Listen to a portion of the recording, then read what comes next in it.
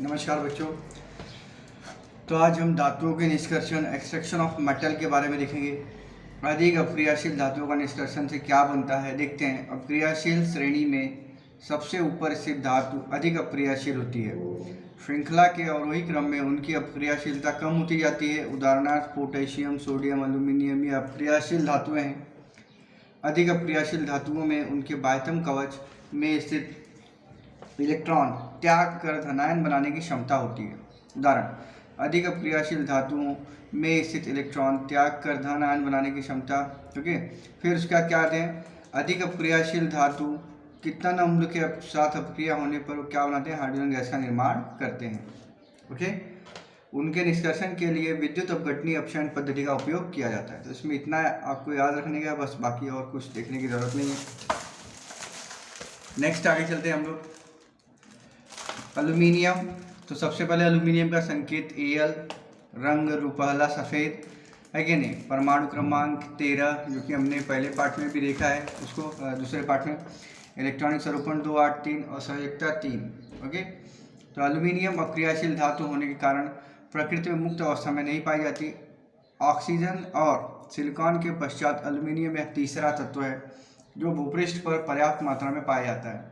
Aluminium का निष्कर्षण उसके प्रमुख अयस्क बॉक्साइट द्वारा किया जाता है। बॉक्साइट में 30% से 70% इतना Al2O3 और शेष भाग क्या होता है, मृदा अशुद्धि का होता है जो रेत, सिलिका आदि से बना होता है। तो ये आप याद रखिए, बॉक्साइट है ना, एल्यूमिनियम का प्रमुख अयस्क क्या होता है, बॉक्साइट। बॉक्साइट का अणुसूत्र क्या है वो आप याद रखिए।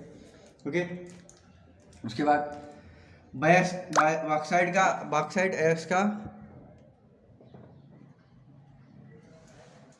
बॉक्साइट अयस्क का सांद्रीकरण क्या होता है। एल्यूमिनियम का मुख्य अयस्क बॉक्साइट है, ठीक है, ये याद रखिए आप। बॉक्साइट का सिलिका, फेरिक ऑक्साइड और टाइटेनियम ऑक्साइड ये अशुद्धियाँ होती हैं। बेयर विधि द्वारा इनको अलग किया जाता है। तो यहाँ पे बेयर की पद्धति है वो आपको देखना है, उसमें इतना कुछ इम्पोर्टेंट नहीं है, बस एक बार आप उसको पढ़ लीजिए बस। उसके बाद हम आगे चलते हैं। ओके, एल्यूमिनियम का विद्युत अपघटन। तो ये भी आपको दिया है। इस पद्धति में पिघले हुए एल्यूमिनियम के मिश्रण को स्टील के टंकी के विद्युत अपघटन में किया जाता है। इस टंकी के आंतरिक भाग में ग्रेफाइट का अस्तर होता है और यह पिघले हुए विद्युत अपघटन में डुबोई हुई कार्बन की क्षणिक धनायन का कार्य करती है। द्रवणांक 1000 डिग्री सेल्सियस तक कम करने के लिए उनमें क्रायोलाइट का अणुसूत्र और फ्लॉस्फर का अणुसूत्र दोनों याद कर लीजिए, मिलाया जाता है। मध्यम अक्रियाशील धातुएं। तो इसमें निस्तापन किसे कहते हैं ये याद करिए, और भंजन किसे कहते हैं ये याद करिए। ओके,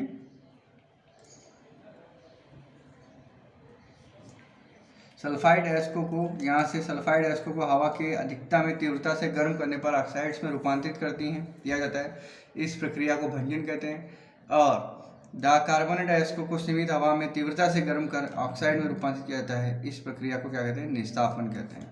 तो जस्ते के अयस्क का भर्जन दिया है, निस्तापन होते समय उसकी रासायनिक प्रक्रिया दी है। देखिए ये दोनों, तो आपको याद रखना है। समझ में आया। फिर आगे चलते हैं हम लोग। कम अक्रियाशील धातुओं का निष्कर्षण। कम, ओके, अक्रियाशीलता की श्रेणी में निचले स्तर पर सबसे कम अक्रियाशील धातुएं कौन सी होती हैं, सोना, ठीक है नहीं, प्लेटिनम, चांदी इत्यादि। तो तांबा या मुख्यतः Cu2 क्यूप्रस सल्फाइड के रूप में पाया जाता है। Cu2 गैस को केवल हवा में गर्म करने पर तांबा प्राप्त किया जाता है। तो ये दिया गया है।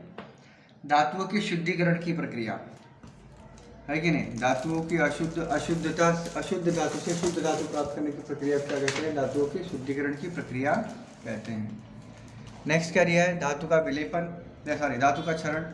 तो धातु का क्षरण मतलब नॉर्मली हम लोहे को देखते हैं अपने आसपास, तो लोहे की वस्तुओं पर जंग लगने के कारण बड़े पैमाने पर उनका आर्थिक नुकसान होता है, और लोहे का जंग लगना है प्रमुख समस्या है। तो उसे क्या कहते हैं, रस्ट कहते हैं। तो आप इसको याद कर लीजिए।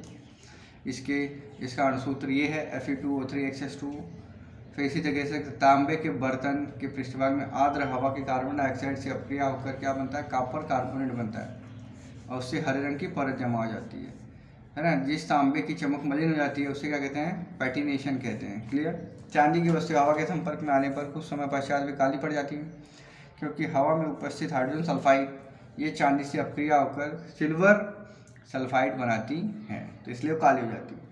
एल्यूमिनियम का ऑक्सीकरण होकर उस पर एल्यूमिनियम ऑक्साइड की पतली परत बन जाती है। तो क्षरण प्रतिबंध कैसे होता है आपको पता है ना। धातु के पृष्ठभाग पर किसी पदार्थ की परत चढ़ाना या हवा की वाष्प और ऑक्सीजन का धातु से संपर्क रोककर उनमें अपक्रिया नहीं होती। धातु के पृष्ठभाग पर रंग, तेल, ग्रीस, वर्निश आदि लगाकर उनको रखा जाता है। फिर और उसके ऊपर क्या कर सकते हैं हम, दूसरा देखते हैं क्या आएगा।